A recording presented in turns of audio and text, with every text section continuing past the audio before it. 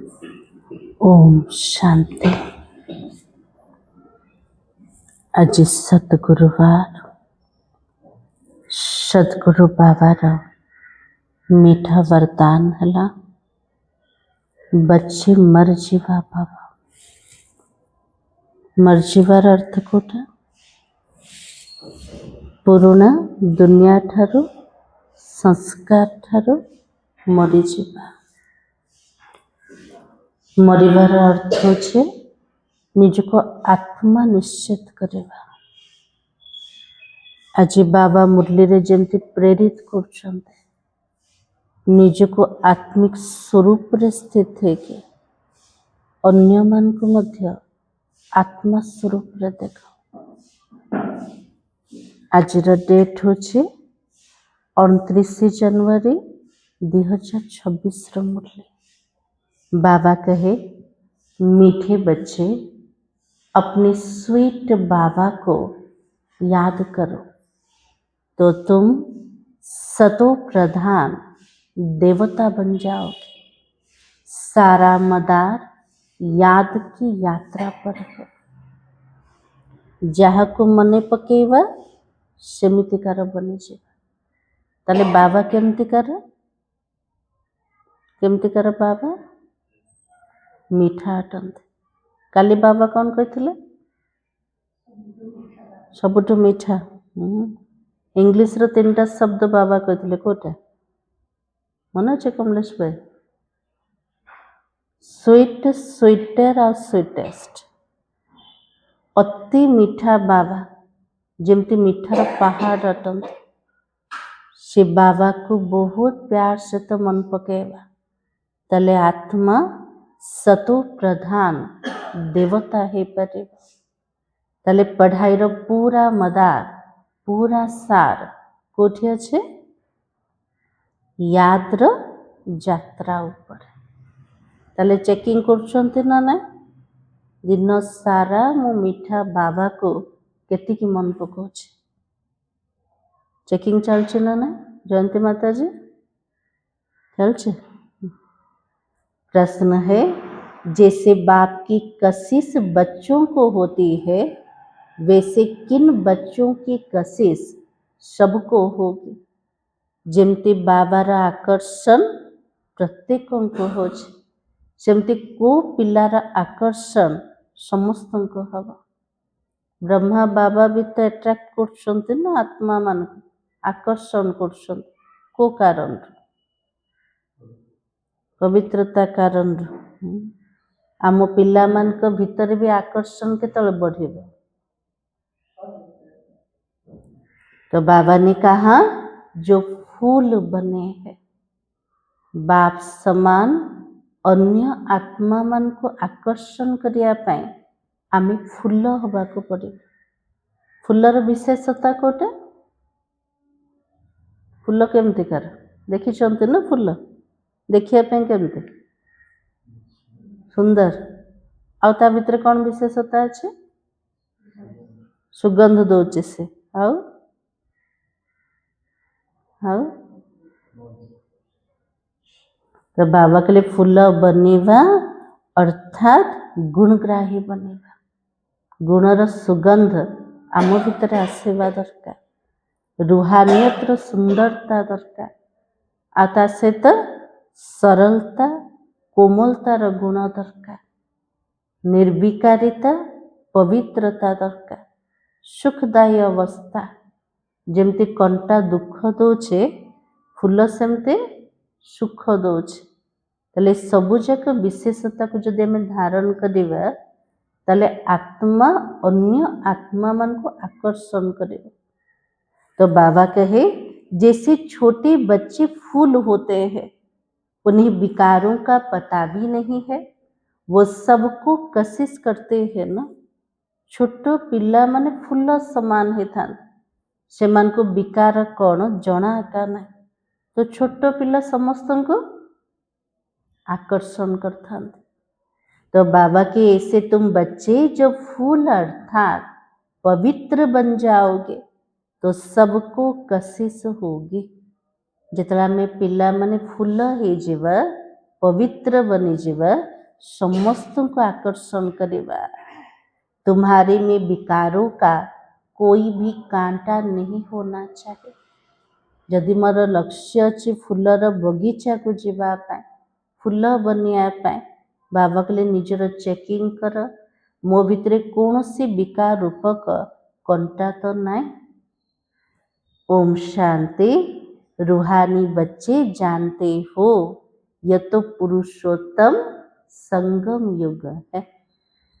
कल्पर चक्र लगे कि आमे कोठी पहुंची गले पुरुषोत्तम संगम समय रे अपना भविष्य का पुरुषोत्तम मुख देखते हो। बाबा के लिए संगम रे बसते भविष्य को देखुंत। भविष्यर स्वरूप कोटे पुरुषोत्तम चेहरा देखागला ना ना देखागला मैं भविष्य कौन हवा। श्रीनाथ भाई देखा लास्ट बाबा देखेबे एबे बुद्धि रे आसीबा दरकार ना ना जेतरा पिला माने पाठ पढ़ुछन्ते बुद्धि रे लक्ष्य तो रखछन ना मते डॉक्टर हबार अच्छे इंजीनियर हबार अच्छे बुद्धि रे से चित्र आसी जाउछ। सेमती बाबा कहले आमे गॉडली यूनिवर्सिटी रे पाठ पढ़ुछन्ते हमर लक्ष्य कोटा देवी देवता हबा पाए। बाबा कहले भविष्यतर जोटा पुरुषोत्तम मुख हमको देखा जेबा दरकार। तो बाबा की पुरुषोत्तम चोला देखते हो फील करते हो। हम फिर नई दुनिया सतयुग में इनकी वंशावली में जाएंगे।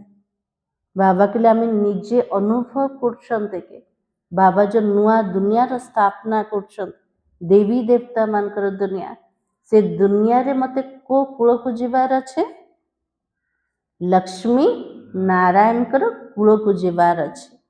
तो बाबा के सुख धाम में जाओगे अर्थात पुरुषोत्तम बनोगे।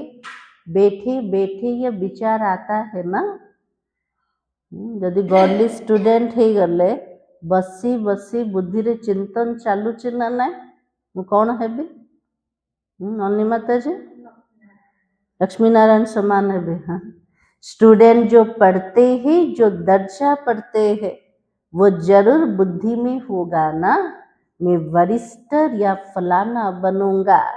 वैसे तुम भी जब यहाँ पर बैठते हो या जानते हो हम तो विष्णु डिनाइस्टी में जाएंगे।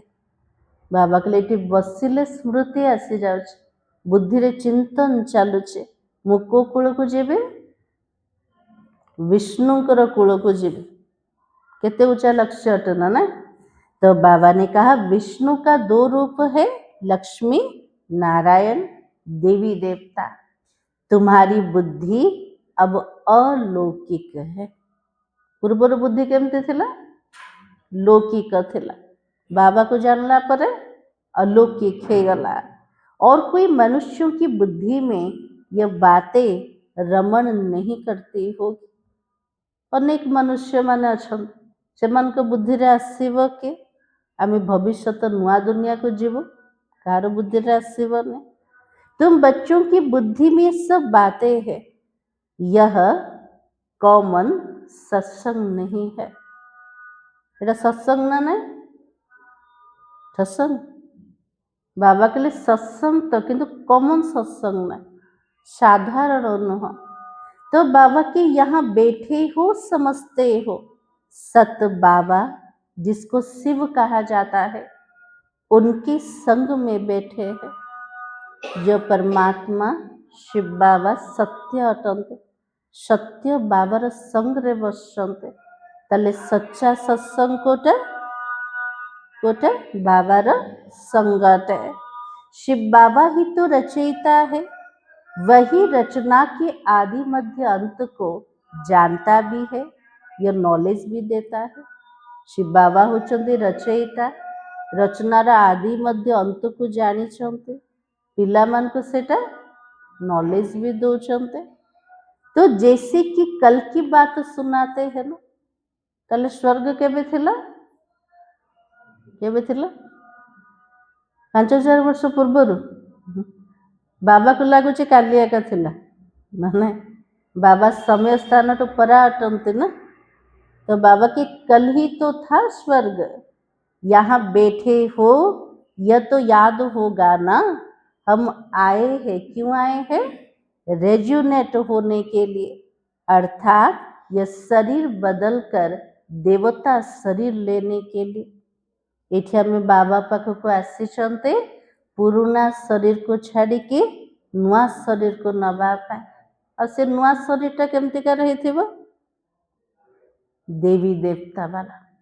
तो बाबा की आत्मा कहती है ना, हमारा ये तमो प्रधान पुराना शरीर है, इसे बदलकर ऐसा लक्ष्मी नारायण बनने का है। एबे जो निजर शरीर को देखुछंती कौन लागुचे? पुराना रोगी तमो प्रधान शरीरटा। ए शरीर को मते छाड़ीबार अच्छे, आ भविष्य कौन है? देवी देवता बने। एम ऑब्जेक्ट कितनी श्रेष्ठ है। पढ़ेवा वाला ऊंचा, लक्ष्य बहुत श्रेष्ठ है। लक्ष्य कोटा पढ़ाई रो मनुष्य रो देवता बनिया पाए। पढ़ाने वाला टीचर जरूर पढ़ने वाले स्टूडेंट से होशियार होगा ना।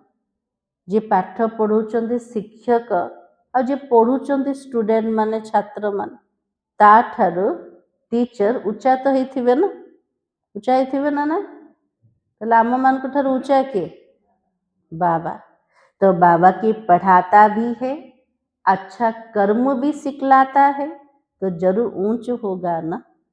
पाठ भी प्रत्येक दिन पढ़ुचंती, श्रेष्ठ कर्म पिला मान को सिखौचंती, ताले सबुठु ऊंचा के बाबा अटंते। तो तुम जानते हो हमको सबसे ऊंचे ते ऊंच भगवान पढ़ाता है। केते बड़ नशा अटे ना नहीं। प्रत्येक दिन मते किए पाठ पढ़ौछन?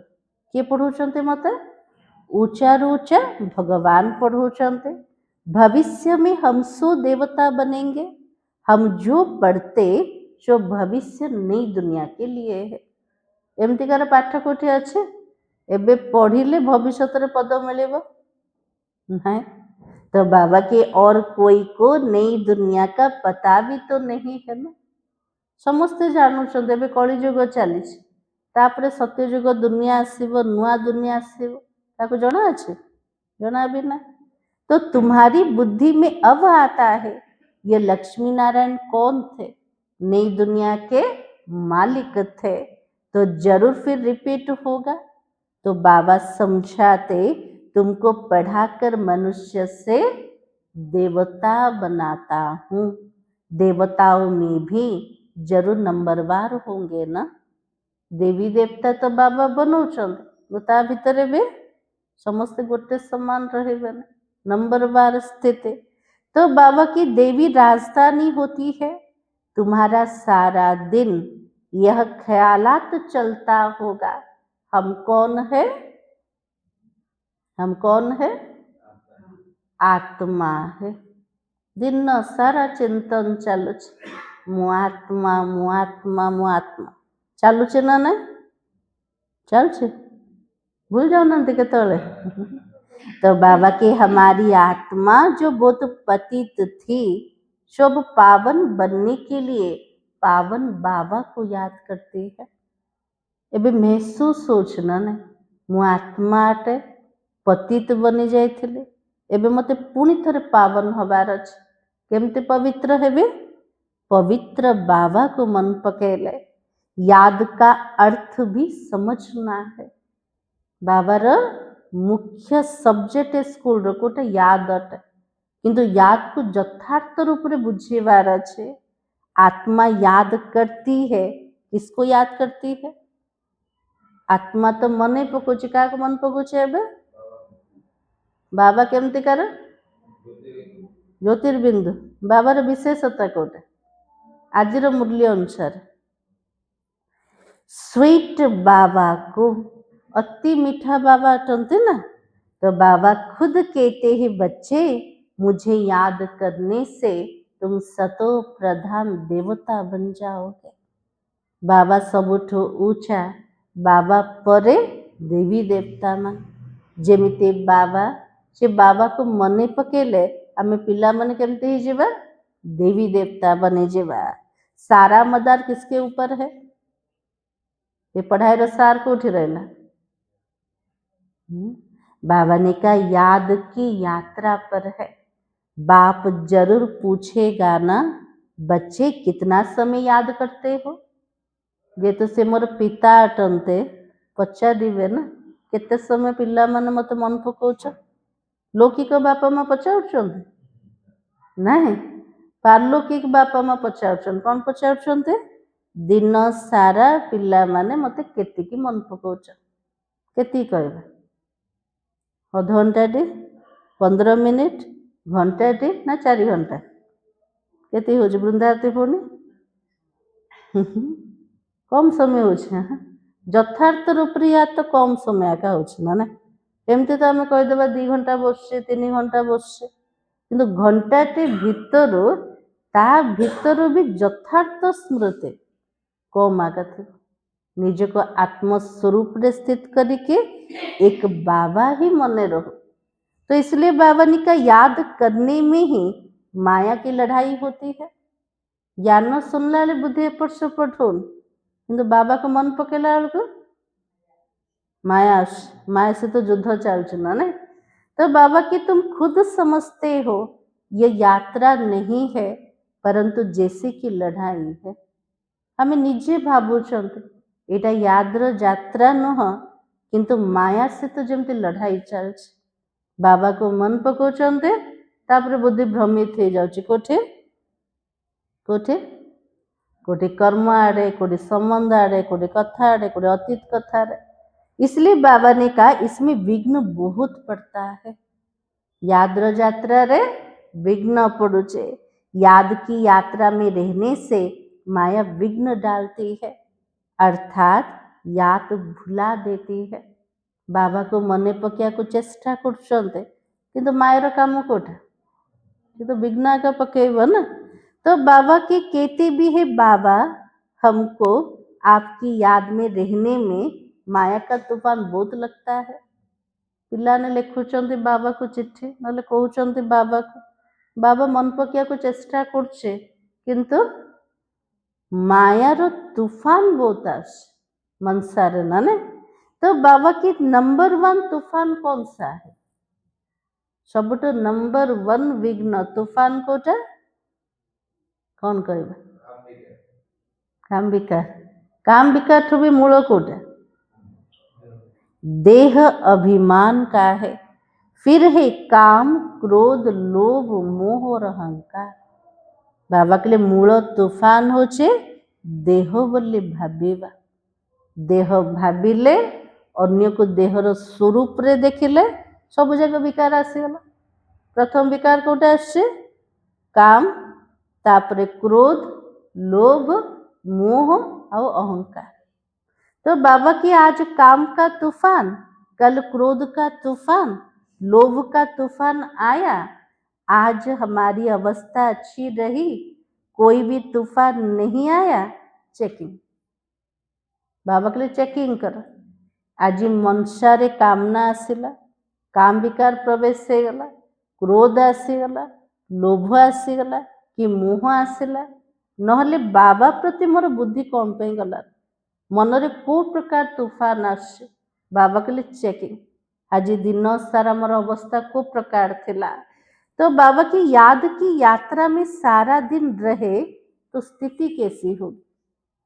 दिन जाक बाबार याद रहिबो, से दिन स्थिति केमती रोज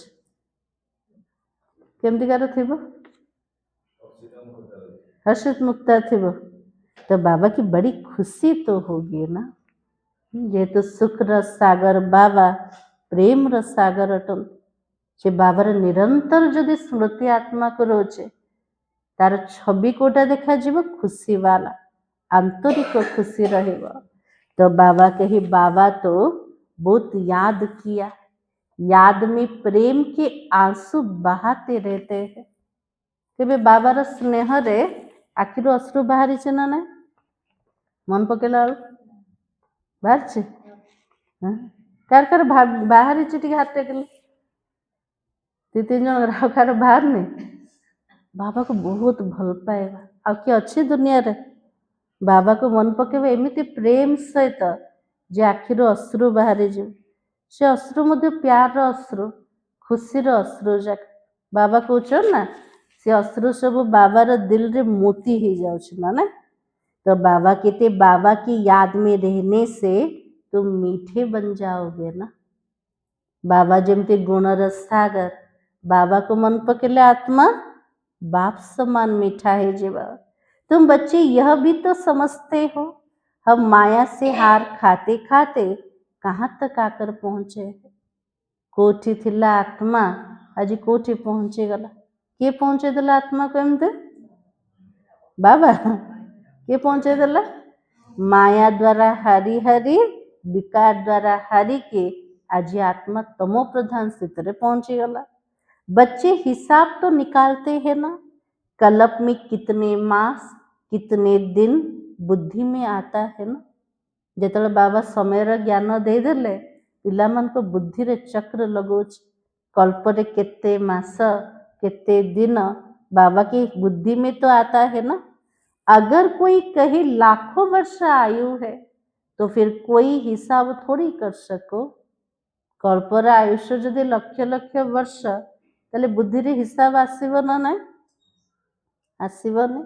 बाबा समझाते ये सृष्टि का चक्र फिरता रहता है और हम सारे चक्र में कितने जन्म लेते हैं कैसे डिनाइस्टी में जाते हैं यह तो जानते ही हो ना।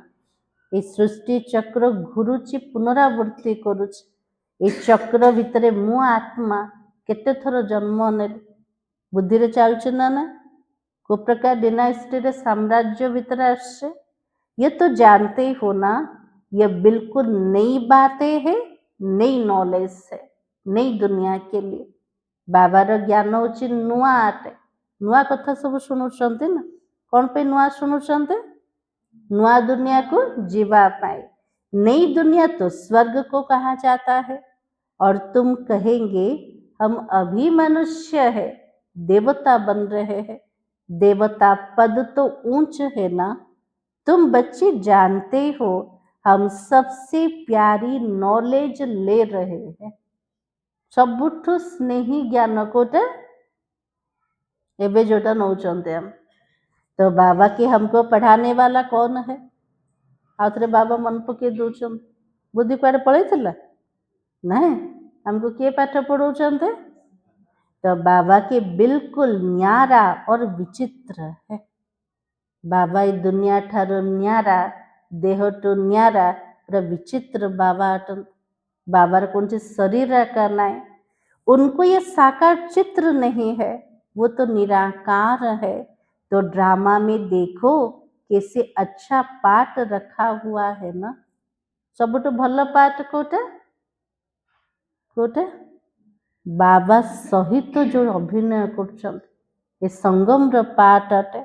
तो बाबा पढ़ाई कैसे बाबा के लिए मु तो विचित्र अटे मोर शरीर का ना मो पिला मन को केमिति पाठ पढ़ेबे केमिति पाठ पढ़ुचंदी बाबा तो खुद बतलाता है मैं फलाने तन में आता हूँ किस तन में आता हूँ वो भी तो बताते हैं। बाबा को शरीर भीतर आसते सेटा भी बाबा सुनाउचंते।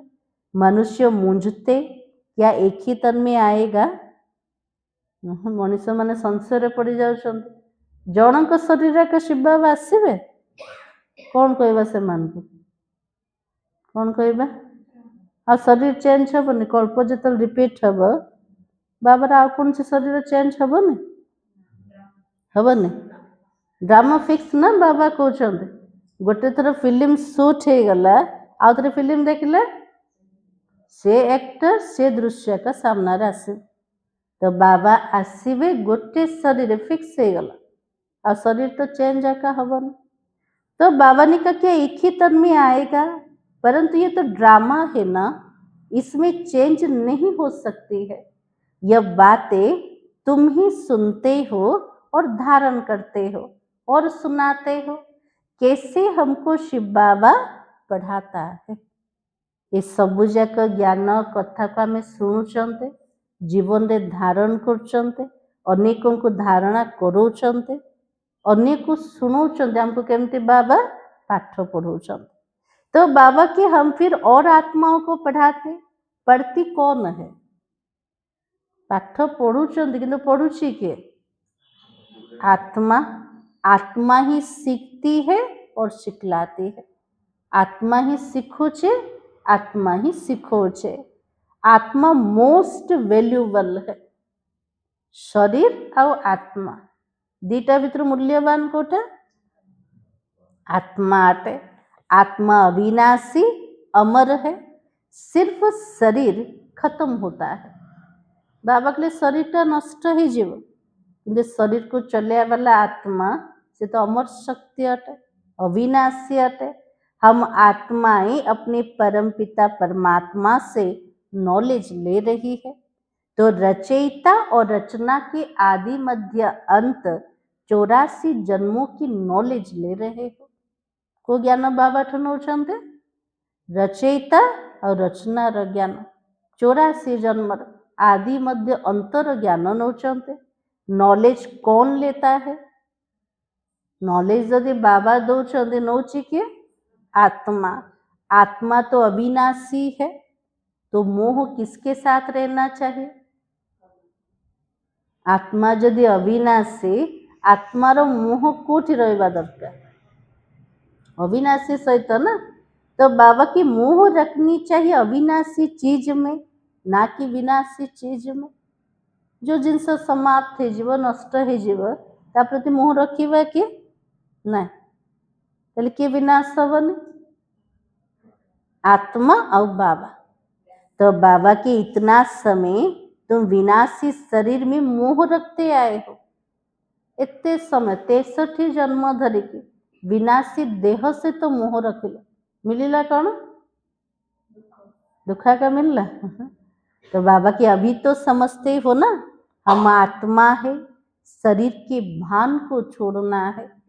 कई कई बच्चे लिखते मुझ आत्मा ने यह काम किया, मुझ आत्मा ने आज यह भाषण किया और मुझ आत्मा ने आज बहुत बाबा को याद किया। पिला माने बाबा को खत लिखुचंते, चिट्ठी लिखुचंते, सेतरे कौन लिखुचंते? मु आत्मा दिन जाक भितर एमती कर्म कले, मु आत्मा आज एमती भाषण कले, मु आत्मा एते समय बाबा को मन पकेले। लिखुचंते ना ना लिखुचंते? तो बाबा की वो तो सुप्रीम आत्मा है, नॉलेजफुल है। तुम बच्चों को कितनी नॉलेज देता है। मूल वतन सूक्ष्म वतन को तुम जानते हो। विज्ञान जानी पारलानी ना ना से ज्ञान क्या जना अच्छे?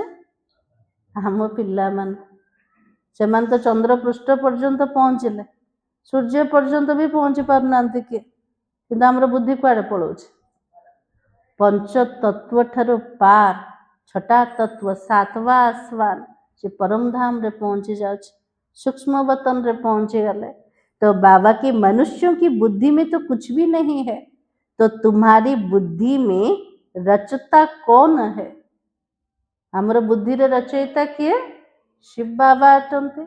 इस मनुष्य सृष्टि का क्रिएटर गाया जाता है तो जरूर कर्तव्य में आता होगा ना। एते बड़ मनुष्य सृष्टि तार रचयिता होचंती बाबा, ताले निश्चित रूप से बाबा किसी कर्तव्य तो करछंते ना। तो बाबा कि तुम जानते हो और कोई मनुष्य नहीं जिसको आत्मा परमात्मा बाप याद हो। बाबा के लिए सब जगह आमको जना अच्छे, दुनिया रे कौन सी मनुष्य को मन आकाना कि जना आकाना कौन जना ने? आत्मा और परमात्मा के बाप ही नॉलेज देता है। अपने को आत्मा समझो। अजी बाबा बार बार कुछ प्रथम पाठ पक्का कर, मु आत्मा आटे। तुम अपने को शरीर समझ उल्टे लटक पड़े हो। देह भाभी की अवस्था कौन है? उल्टा लटकी पड़े। उल्टा लटकी जदि चलवा ताले अवस्था कौन हम? पड़ जावा। तो बाबा कहे आत्मा सत्य चित आनंद स्वरूप है। आत्मा की सबसे जास्ती महिमा है। आत्मा भी सत्य चित आनंद स्वरूप है। सारा महिमा कार छे आत्मा राका होचे। एक बाबा की आत्मा की कितनी महिमा है। बाबा होचन परमात्मा, परमात्मा महिमा भी बहुत अटे। बाबार महिमा कोटा लिखले सरीब नहीं, से तो गायन कोटे अच्छे भक्ति रे। सागर को शाही बने दिया, जंगल को काटी कलम बने दिया, धरती को कागज बने दिया। स्वयं सरस्वती जदि आसवे दिन राति जदि लिखिबे तेबे भी सरीबन। बाबार महिमा असीम अटे। तो बाबा की वही तो दुख हरता सुख करता है। मच्छर आदि की तो महिमा नहीं करोगे ना, ये दुख हरता सुख करता है। मस्सा मच्छर महिमा करीबे से दुख हरता सुख करता सर्वशक्तिमान करीबे ना। किंतु भक्ति रे कौन कह भगवान समस्त भितर अच्छा सर्वव्यापी माने। तो बाबा के ज्ञान का सागर नहीं, ये तो बाबा की महिमा है ना। दुख हरता सुख करता सर्वशक्तिमान ज्ञानर सागर पतित पावन, ये सब जगह महिमा कर एक बाबा रट। तुम भी हरिक खुद दुख हरता सुख करता हो, क्योंकि उस बाबा के बच्चे हो ना। जेमती बाबा सेमती पिला मन। आमर बाबा जदि दुख हरता सुख करता, आमे भी केमती हवा दरकार मास्टर दुख हरता सुख करता। तो सबका दुख हर कर सुख देते हो, सो भी आधा कल्प के लिए। यह नॉलेज और कोई में नहीं है। नॉलेजफुल कौन है? एक ही तो बाप है, हमारे में तो नो नॉलेज है। बाबा के लिए ज्ञान रस सागर एक बाबा, कौन से आत्मा भीतर ज्ञान अच्छे कि नहीं। तो बाबा के एक बाबा को ही नहीं जानते तो बाकी फिर क्या नॉलेज हो। सृष्टिर रचयिता बाबा को जदि जानी नांते आ बुद्धि रे कौन ज्ञान थी किसी भी ना। तो बाबा की अभी तो तुम फील करते हो, हम पहले नॉलेज लेते थे, कुछ भी तो नहीं जानते थे। अगर वो शास्त्र पुराण पढ़ुले शुणुले बाबा के लिए किसी भी जान न जानते किसी नहीं। बेबी में नॉलेज नहीं होती है ना। छोट पिला जाक थे भितर कौन ज्ञान थी बाबा के लिए नहीं। और कोई अवगुण भी नहीं होता है, इसलिए उनको महात्मा कहा जाता है, क्योंकि वो पवित्र है। छोट पिला माने पवित्र अटंते, से भितर कौन सी विकार आका ना। तो से छोट पिला मान को महात्मा समान बोली कहते। जितना छोटा बच्चा उतना नंबर 1 फूल है। जिते छोट पिला सी होचे नंबर 1 फूल, ता भीतर विकार दुर्गंध है ना। तो बाबा की बिल्कुल ही जैसे कर्मातीत अवस्था है। छोट पिला को देखले क्रोध आसे ना, जल्दी कर्मातीत अवस्था रहे। कर्म विकर्म को कुछ नहीं जानता है। कर्म कौन विकर्म कौन ता भीतर नॉलेज अच्छे किसी भी ना। तो बाबा के सिर्फ अपने को ही जानता है। वो फूल है इसलिए सबको कशिश करता है। छोट पिला फूल समान समस्त को आकर्षण कर। जैसे बाबा कशिश करता है, बाप आए ही है तुम सबको फूल बनाने के लिए। जमती बाबा समस्त को आकर्षण करते, बाबा निज समान फूल भी बनाते। तुम्हारे में कोई बहुत खराब कांटे भी है। बाबा के लिए समस्त फूल होना पिला मान को भीतर भी कंटा जाके बस सतरे। तो बाबा के 5 विकार रूपी कांटे है ना, और इस समय तुमको फूल और कांटों का ज्ञान है। संगम जुग सब जगह नॉलेज अच्छी ना। बाबा पर आम मास्टर ज्ञानर सागर हो जाऊँ। फूल कण कंटा कण तार भी नॉलेज आसीगला। तो बाबा के कांटों का जंगल भी तो होता है। बबुल का कांटा सबसे बड़ा होता है। सब तीखा बड़ कंटा कोटा बबुल कंटा देखते। उन कांटों से भी बहुत चीजें बनती है, भेंट की जाती है मनुष्य की। हाँ बाबा के लिए आज कली जुगर दुनिया भितर से कंटारू केते जिनस बन दौरान। तो बाबा समझाते इस समय बहुत दुख देने वाले मनुष्य कांटे हैं, इसलिए इनको दुख की दुनिया कहा जाता। बाबा के लिए दुनिया भितर दुख दबा वाला कंटा माने बहुत अच्छा, से दुनिया को कौन कहा जाए, कंटार जंगल। कहते भी है बाबा तो सुखदाता है, बाबा तो सुखर दुनिया को नबा वाला सुखदाता, माया रावण दुखदाता है। फिर तो सतयुग में माया नहीं होगी या कुछ भी बातें नहीं होगी। सत्ययुग रे ना माया अच्छे ना कंटा अच्छे ना दुख अच्छे, सेठी किसी भी ना। ड्रामा में एक पार्ट दो बारी नहीं हो सकता है। बाबा के लिए ड्रामा भितर गोटे दृश्य द्वितीय थर रिपीट हम, जोड़ा रिपीट हो गला रिपीट हो गला, आउ थे केबे आसीबो, आउ थे 5000 वर्ष पर। बुद्धि में है ना सारी दुनिया में जो पाठ बजता सब नया है। तुम विचार करो, सतयुग से लेकर यहाँ तक का दिन ही बदल जाता और एक्टिविटी बदल जाता है। 5000 वर्ष की पूरी एक्टिविटी का रिकॉर्ड आत्मा में भरा हुआ है। इतने छोटो आत्मा भीतर पूरा 5000 वर्षर जोटा एक्टिविटी जोटा कार्यकलाप सब फिक्स है क्या अच्छे। तो बाबा ने कहा वो तो बदल भी नहीं सकता है। हम आत्मा में अपना पाठ भरा हुआ है, यह एक भी बात कोई भी समझ नहीं सकता है।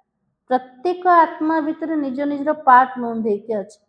बाबा के गोटे कथा को मत के बुझु ना। तो बाबा ने कहा अभी तो आदि मध्य अंत को तुम ही जानते हो ना, तो कहाँ पर बैठे हैं अभी, संगम जगह बसते।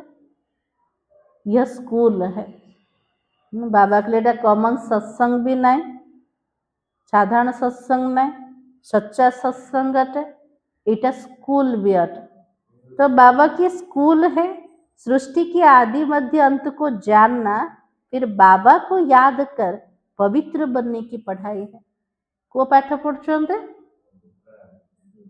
एबे बाबा कौन कहले, तो बाबा कहते सृष्टिर आदि मध्य अंत को जानिबा, बाबा को मने पकेबा, पवित्र बनिबार पाठ। तो बाबा की इनके पहले जानते थे क्या हमको यह बनना है। बाबा को न जानिबा पूर्वर हमको जड़ा थिला कि एमते पाठ पढ़िबा एमते बनेबा। बाबा कितना क्लियर करके समझाता है, तुम पहले नंबर में यह थे, फिर तुम नीचे उतरते उतरते अब क्या बन गए हो। बाबा के लिए प्रथम नंबर एमती थिला किंतु पूरा तल को फसी गले। दुनिया को तो देखो क्या बन गई है, कितने ढेर मनुष्य है। बाबा के लिए दुनिया देखो को प्रकार हो गला, केते सारा जनसंख्या, केते मनुष्य माने। इन लक्ष्मी नारायण की राजधानी का विचार करो क्या होगा। इस सृष्टि उपरे जो लक्ष्मी नारायण राजत्व करेंगे, से सृष्टिटा केमतिका रही थी, केमतिका रही थी देखा ना से चित्र। तो बाबा के जहाँ रहते होंगे कैसे हीरे जवाहरतों का महल होगा। एठो एते बड़ बड़ बंगला देखिले बुद्धि कौन जाउछि, एते बड़ बड़ बिल्डिंग सब सत्यजुगर महल जा केमते थी, सुनार हीरा जवाहरत महल। और बुद्धि में आता है ना, अभी तो हम स्वर्गवासी बन रहे हैं और वहां हम अपने मकान आदि बनाएंगे। हमें एबे नरकवासी रो स्वर्गवासी होचंते, आम पई सेठी महल सब तैयारी करिबा। ऐसे नहीं नीचे से द्वारिका निकल आएगी, एमती नहीं द्वारिका पूरा पानी भीतर को पड़े आउे स्वर्ग रे आउे ऊपर को आसीजे बाबा को चुना आउे हमको महल तैयारी करिबार अच्छे। जैसे शास्त्रों में दिखाया है, शास्त्र नाम ही चला आता है ना, और तो कोई नाम रख नहीं सकते हैं। और किताब होते हैं पढ़ाई के, दूसरे नॉवल होता है, बाकी इनको पुस्तक अथवा शास्त्र कहते हैं। बाबा के लिए पुस्तक केते प्रकार रोचना ना, पाठ पढ़ियार किताब मध्य रोचे, द्वितीय गोटे नॉवेल्स उपन्यास रोचे, तृतीय होचे शास्त्र पुराण, वो है पढ़ाई का किताब। शास्त्र पढ़ने वाले को भक्त कहा जाता है। जो मैंने शास्त्र पुराण सब पढ़ुंट से भक्त बोली कहते। भक्ति और ज्ञान तो दो चीजें हैं। अब वैराग्य किसका करना है? वैराग्य का ठहरने में तो बाबा की भक्ति का या ज्ञान का? जरूर कहेंगे भक्ति का। अब तुमको ज्ञान मिल रहा है जिससे तुम इतना ऊंच बनते हो। अब बाबा तुमको सुखदाई बनाता है। सुख धाम को ही स्वर्ग कहा जाता है। तो स्वर्ग का को कहा जाए सुख धाम को। सुख धाम में तुम चलने वाले हो, तुमको ही तो पढ़ाते हैं ना। बाबाजी कौन कहले मुका को पाठ पढ़ुचे जो मैंने सुख धाम को जीवा वाला आत्मा से मन को मैं पाठ पढ़ुचे है ना। तो बाबा की ज्ञान भी तुम्हारी आत्मा लेती है। आत्मा का कोई धर्म नहीं है। आत्मा रा कौन से धर्म ना जैसे सब धर्म का अटे देह अटे, वो तो आत्मा है। फिर आत्मा जब शरीर में आती है तो शरीर के धर्म अलग होता है। आत्मा जो शरीर भितर प्रवेश करछे शरीर धर्म सब अलग अलग हो जाए। आत्मा का धर्म क्या है? आत्मार धर्म कौन? हिंदू मुस्लिम सिख ना। आत्मार धर्म कोटा खाली माता जी शांति। तो बाबा की एक तो आत्मा बिंदु मिसल है, शांत स्वरूप है। आत्मा होची ज्योतिर्बिंदु तार असली संस्कार ओरिजिनल जोटा संस्कार सेटा कोटा शांति सुख प्रेम पवित्रता जोटा आत्मार स्वधर्म है। शांति धाम मुक्ति धाम में रहती है। अब बाबा समझाते सब बच्चों का हक है। बाबा कहले मोर प्रत्येक पिला मानकर अधिकार अच्छे। वो अधिकार अच्छे मोट संपत्ति नवार। तो बहुत बच्चे हैं जो और धर्मों में कन्वर्ट हो गए, वो फिर निकल कर अपनी असली धर्म में आ जाएंगे।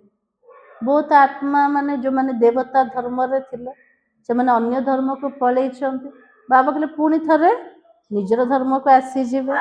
जो देवी देवता धर्म छोड़कर दूसरे धर्म में गए वो सब पत्ते लौट कर आ जाएंगे अपनी जगह पर। तो बाबा की इन सब बातों को और कोई समझ नहीं सकेगा। बाबा जो कथा बुझाउछंते ना कि नुआ आसले किसी भी बुझी पारिबनी। पहले पहले तो बाबा का परिचय देना है। इनमें सब मुंझे पड़े हैं। प्रथम परिचय हमको बाबार दबार अच्छे। आज प्रत्येक मनीष जमी कन्फ्यूज हो जाइछंते ना भगवान प्रकृत देखिए।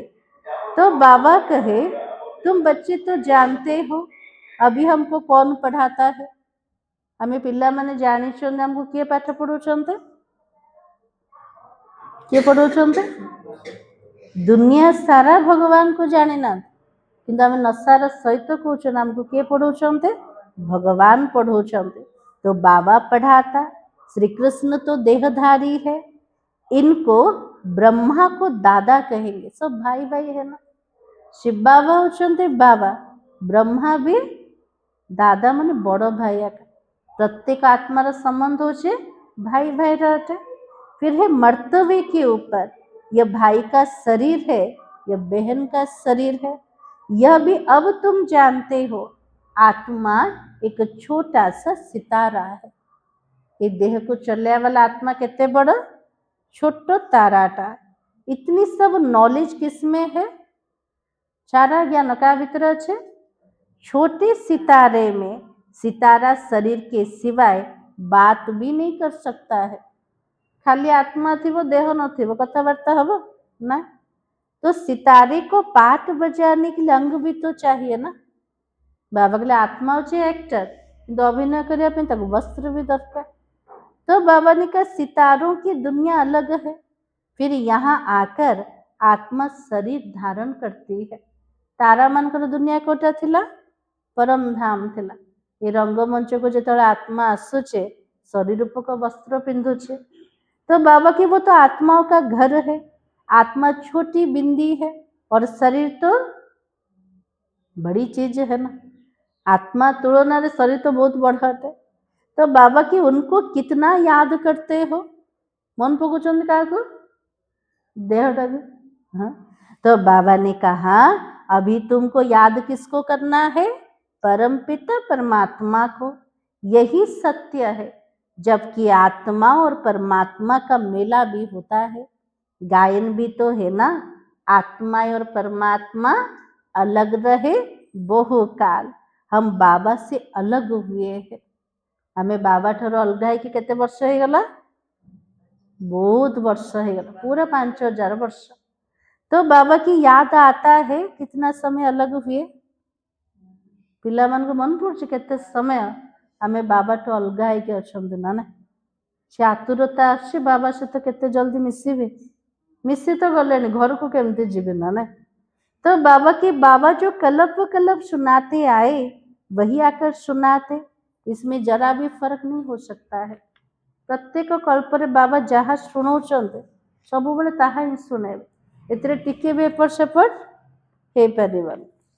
तो बाबा की सेकंड बाय सेकंड जो एक्ट चलती है वो नहीं है। 1 सेकंड पास होता, मिनट पास होता, उनको जैसे छोड़ते जाते हो। गोटे मिनिट पास हला, गोटे सेकंड पास हला, ताको छाड़ी छाड़ी आगु को जाउछन्ते। पास होता जाता ताकि कहेंगे इतने वर्ष, इतने दिन, मिनट, इतने सेकंड पास कर आए हैं। पूरा 5000 वर्ष होगा, फिर एक नंबर से शुरू होगा। एक उठु आरंभ है 5000 वर्ष रे पहुंची गले, आउ थरे एक टू आरंभ हब।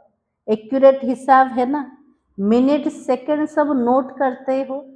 अभी तुमसे कोई पूछे इसने कब जन्म लिया था, तुम गिनती कर बताते हो ना। जदि कि हमको पचारिब को धर्म वाला केतले आसिले, केते जन्म नौचंते, हमें गणती करि परिबा ना नहीं? करि परिबा। श्री कृष्ण ने पहले नंबर में जन्म लिया और शिव का तो मिनट और सेकंड कुछ भी नहीं निकाल सकते हो। श्री कृष्ण का जन्म तिथि तारीख बाहर शिव बाबा केतले प्रवेश होचंते, तर सठिक मिनट और सेकंड हमें जानी परिबानी। श्री कृष्ण की तिथि तारीख पूरा लिखा हुआ है और मनुष्यों की घड़ी में फर्क पड़ सकता है मिनट और सेकंड का। शिव बाबा के अवतरण में तो बिल्कुल फर्क नहीं पड़ सकता है। बाबा कहले मनुष्यर जोटा हिसाब ता भितर भी फरक आसीजो, किंतु बाबा केमिति अवतरित होचन गोटे सेकंड मध्य एपट सेपट हबन।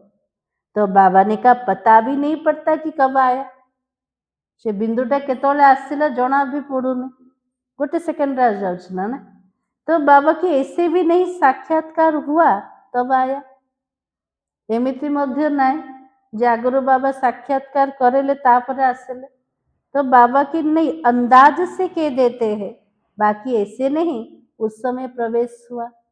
अंदाज रे कोचन बाबा एबे आसीथिबे, दादी रथ रे जतले बाप दादा आसते भावुले कौन एबे बाबा आसथिबे, किंतु केते बेला आछन अंदाज का लगे परिबानी ना ना।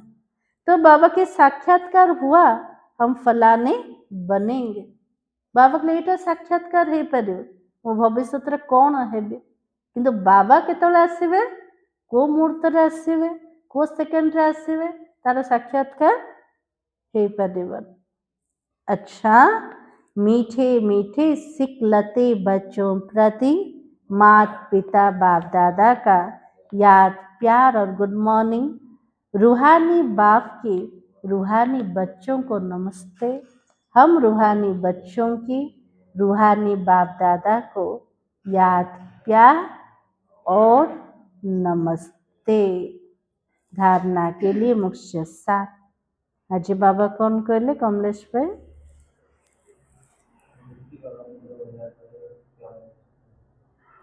आज जत्ते बाबा को मन पकेवा सेतिकी आत्मा शतो प्रधान देवी देवता है परे, बाप समान मीठा है परे। चेकिंग कौन करिवा आज दिन सारा मीठा बाबा को केतिकी मन पकोछ ना ना। हाउ खली माता जी कहबे बाबा कहले ओडी जो लागुची बापर कंटा, बापर कंटा को तम बुद्धि देले तो आनंद। आज बाबा कहले दुखर दुनिया रे प्रत्येक मनुष्य कंटा सदृश्य अटन, से कंटा से तो हृदय को लगाओ। अविनाशी आत्मा अविनाशी बाबा से तो मोह रखुना ना। आ खली माता जी कौन कहते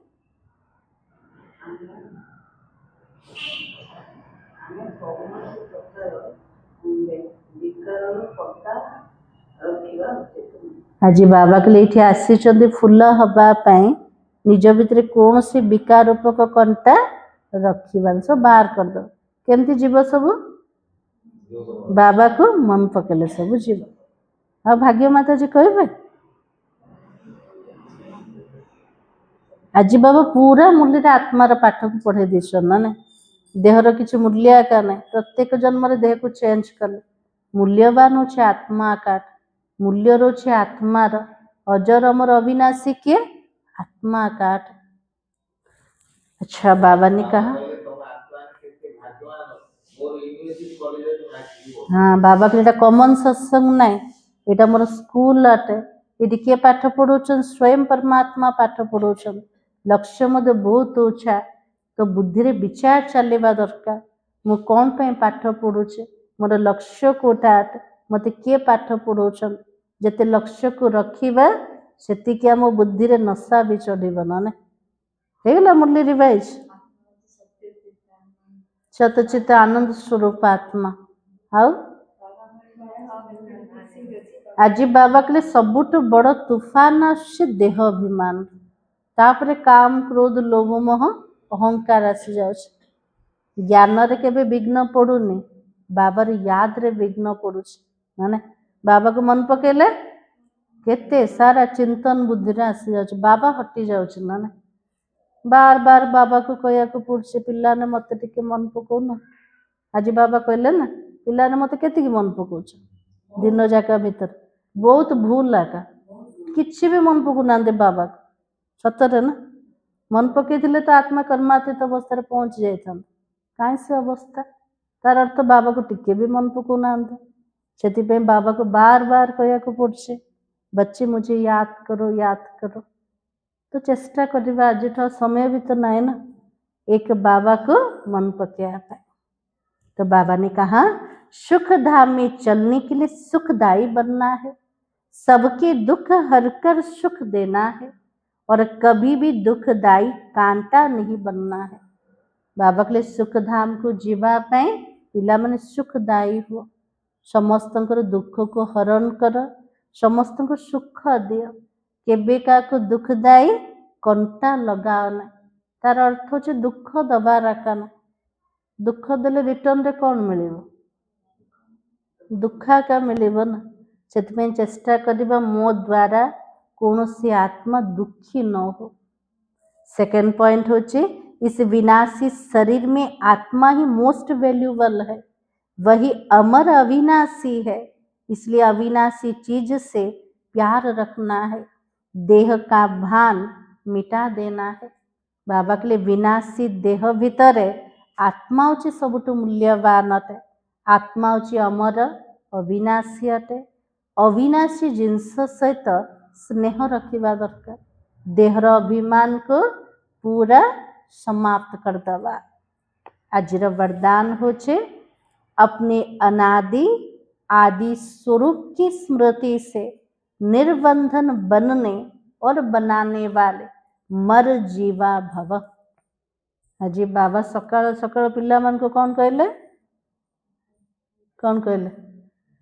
मर जा लौकिक बापा कहले कहबे ना पिला माने एमती कौन बापा कहछ किंतु अलौकिक ब्राह्मण हो गले एबे लागुच बाबा जोटा कहछन सत कथा एका एबे तो हमको घर को जीवार अच्छे ता पूर्वर मरी जीवार अच्छे तो जैसे बाबा लोन लेता है ना बंधन में नहीं आता है वैसे आप मरजीवा जन्म वाले बच्चे शरीर के संस्कारों के स्वभाव के बंधनों से मुक्त बनो बाबा कुछ मोर जमती शरीर नाई ब्रह्मा बाबार शरीर मत भड़ा को नवा को पड़छ किंतु बाबा शरीर को आधार नौ तार बंधन रे केबे फसुना बाबा निजर काम कले चलीगल सेमती आम पिला मान को मध्य जो माने मर्जीवा जन्म को आसीगले शूद्र रु ब्राह्मण हो गले बाबा के लिए देह ठारू स्वभाव संस्कार ठारू स्वभाव बंधन ठारू पूरा मुक्त हबार अच्छे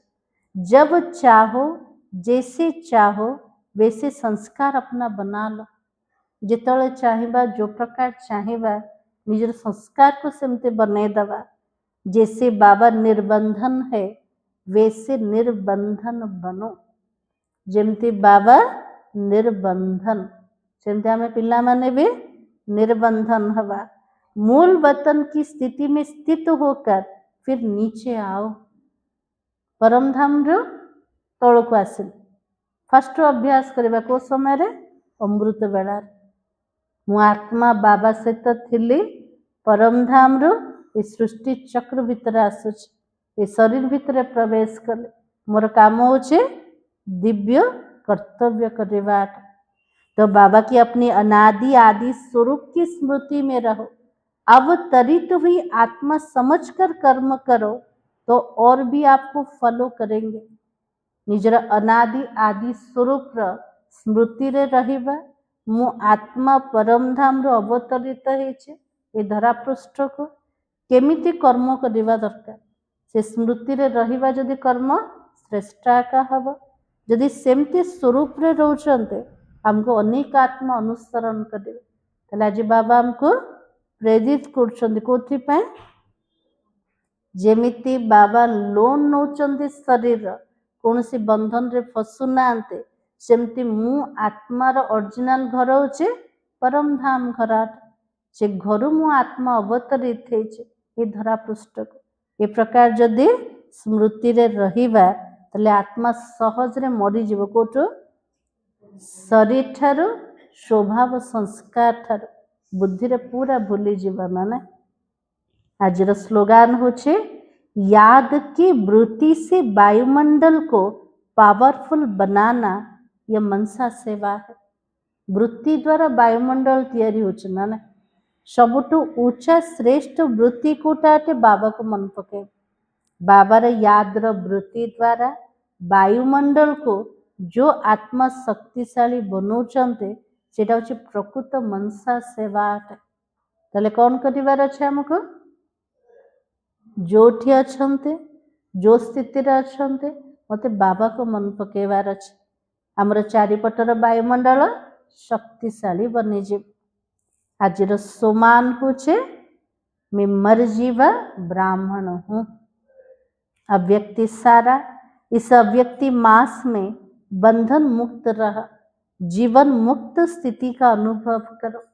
जब तक किसी भी प्रकार का लगाव है चाहे वो संकल्पों के रूप में हो चाहे संबंध के रूप में हो चाहे संपर्क के रूप में हो चाहे अपनी कोई विशेषता की तरफ भी हो।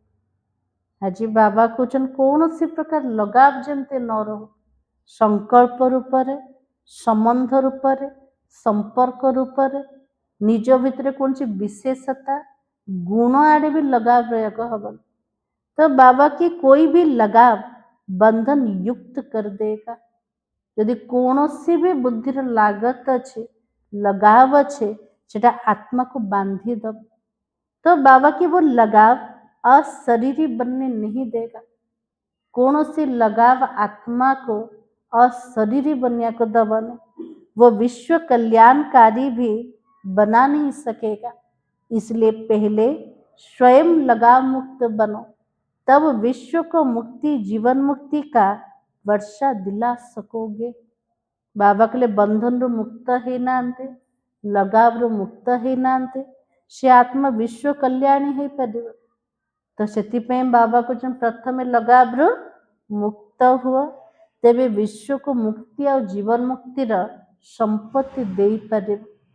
ताले पूरा दिन जाक ध्यान दबा कोठे मु आत्मा कहा भीतर भी लगाव रखा को हब।